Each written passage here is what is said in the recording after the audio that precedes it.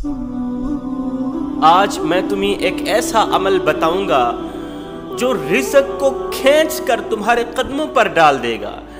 کروڑوں پتی لوگ بھی تمہاری قسمت پر رشک کریں گے۔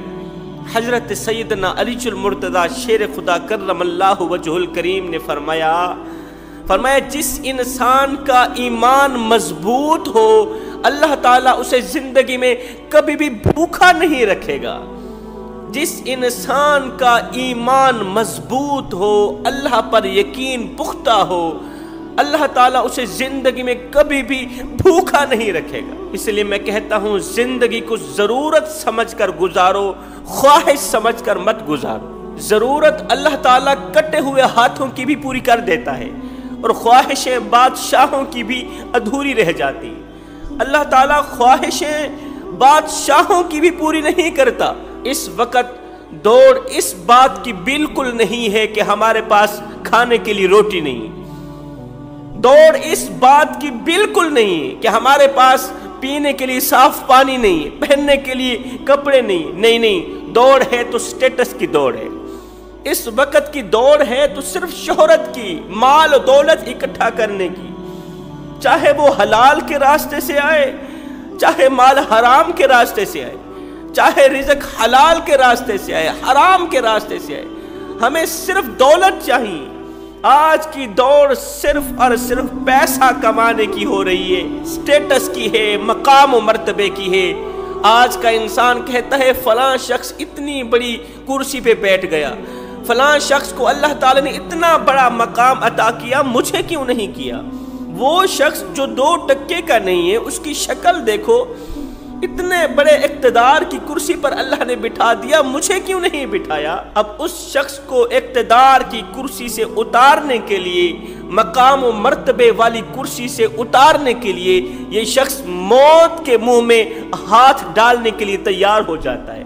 حالانکہ اس مسکین کو یہ پتہ نہیں ہے کہ عزت میرے اللہ کے ہاتھ میں ہے۔ اللہ جسے عزت دے دے، ساری کائنات مل کر بھی اسے بے عزت نہیں کر سکتی۔ آج اگر لوگ اس کی تعریف بیان کر رہے ہیں، اگر اسے اللہ نے رزق وسیع عطا کیا، اگر اللہ نے اسے شہرت دی ہے، مقام و مرتبہ دیا ہے، آج اگر لوگ اس کی تعریف بیان کر رہے ہیں تو یہ اس کا کوئی اپنا کمال بالکل نہیں ہے، یہ تو خاص کر میرے اللہ تعالیٰ کی رحمت ہے نا۔ اگر انسان کو صرف پیٹ کی بھوک ہو تو انسان روزہ بھی رکھ سکتا ہے، اور روزہ بھی 8 پہر کا رکھ سکتا ہے، اور جب روٹی ملے، کھانا ملے تو یہ بھوک مٹ بھی جاتی ہے۔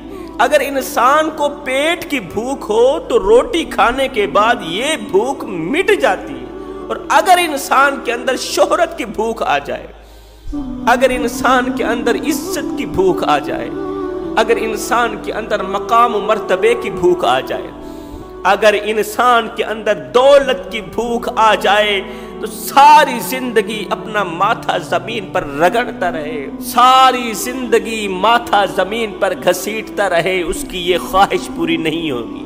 آپ نے دیکھا ہوگا کہ سورج کے آگے جب انسان چلتا ہے تو سایہ بھی پیچھے پیچھے چلتا ہے، اور جب انسان رک جاتا ہے تو سایہ بھی رک جاتا ہے۔ یہ اس بات کی دلیل ہے، یہ اس بات کی علامت ہے کہ جب انسان دین کے راستے پہ چلتا ہے، جب انسان اللہ کی طرف تیزی سے دوڑتا ہے تو اللہ تعالیٰ اس کے پیچھے ساری کائنات کو تیزی سے لگا دیتا ہے، ساری دنیا کو اس کے پیچھے پیچھے لگا دیتا ہے اور تیزی سے لگا دیتا ہے، مال کو، دولت کو، شہرت کو، معرفت الہی کو، خشیت الہی کو اللہ تعالیٰ اس کے پیچھے پیچھے لگا دیتا ہے۔ کس کے پیچھے؟ جو انسان دین کی طرف تیزی سے دوڑتا ہے، جو انسان اللہ کی طرف تیزی سے دوڑتا ہے۔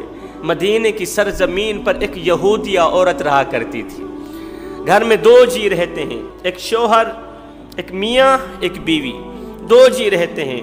گھر کو غربت نے لپیٹا ہوا ہے، پریشانیوں کی گرفت میں آیا ہوا ہے پورا کا پورا گھر۔ امیری کا جنازہ نکل گیا، غربت عروج پر آ گئی۔ یہ شخص صبح سویرے نکلتا ہے، محنت مزدوری کرتا ہے، شام کو کھانے کا بندوبست کر کے آتا ہے، خود بھی کھاتا ہے، یہودیہ بیوی کو بھی کھلاتا ہے۔ وقت گزرتا گیا، یہ عورت حاملہ ہو گئی۔ جیسے ہی یہ حاملہ ہوئی، شوہر کو بیماریوں نے اپنی لپیٹ میں لے لیا۔ شوہر ایک مہلک اور خطرناک بیماری میں گرفتار ہو گیا، اس قدر گرفتار ہوا کہ باہر نکلنے کو کوئی راستہ ہی نہ ملا۔ جس دن بچہ پیدا ہوا اسی رات اس عورت کے شوہر کا انتقال ہو گیا۔ بچہ پیدا ہوا، باپ کا انتقال ہو گیا، باپ اس دنیا فانی سے رخصت ہو گیا۔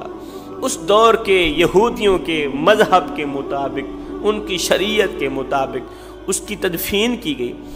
تدفین کے چند دن بعد یہ عورت بھوکی تھی، کھانے کو کچھ نہیں مل رہا تھا، پینے کو کچھ نہیں مل رہا تھا، شوہر کا آسرا تھا وہ بھی ختم ہو گیا، اب کھانے پینے کو کچھ نہیں۔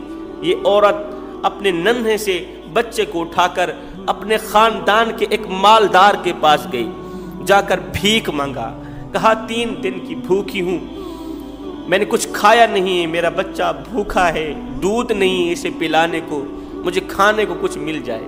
یہ عورت خوبصورت تھی، اللہ نے اسے بڑے ہی حسن سے نواز رکھا تھا۔ اس مالدار یہودی نے جب اس کا چہرہ دیکھا تو کہا کہ تو میری پیاس بجھا دے میں تیری پیاس بجھا دیتا ہوں، تو میری بھوک مٹا دے میں تیری بھوک مٹا دیتا ہوں۔ اس مالدار نے اس کے ساتھ گناہ کیا، اسے راشن پانی دے دیا۔ اب اس عورت کو جب بھی کسی چیز کی ضرورت پڑتی، راشن پانی کی ضرورت پڑتی ہوئی تو یہ اسی مالدار کے پاس جاتی، اس کی اگر طلب ہوتی گناہ کرنے کی وہ گناہ کر لیتا، اسے راشن پانی دے دیتا۔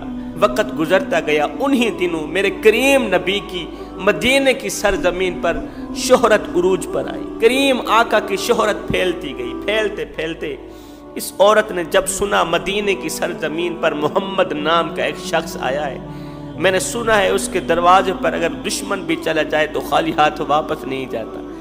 کسی عورت نے کہا کہ تم اس مالدار شخص کے پاس جاتی ہے، ایک بار تو محمد نام کے شخص کے پاس بھی جا، دیکھ وہ تیرے ساتھ کیا کرتا ہے۔ اس عورت نے اپنے ننھے سے بچے کو اٹھایا، میرے کریم آقا کی بارگاہ میں حاضر ہوئی، اس حال میں حاضر ہوئی کہ اس کے سر پر سر ڈھانپنے کے لیے دوپٹہ نہیں تھا۔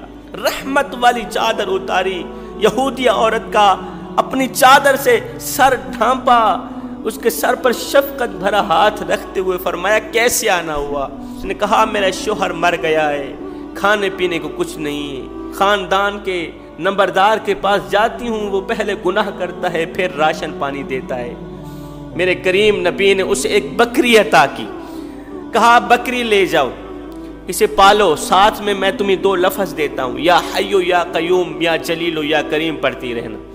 ادھر سے یا حیو یا قیوم پڑھتی جاؤ گی، یا جلیل یا کریم پڑھتی جاؤ گی، ادھر سے اللہ تعالیٰ تیری بکری میں برکت ڈالتا جائے گا۔ یہ ہر 6 مہینے بعد 4 بچے جنیں گے، 4 بچے بڑے ہوں گے، پھر انہی میں سے 4 بچے ہوں گے، ہر 6 مہینے بعد۔ یہ یہودیہ عورت بکری لے کر کریم آقا کی چادر مبارک لے کر اپنے گھر کو چلی گئی۔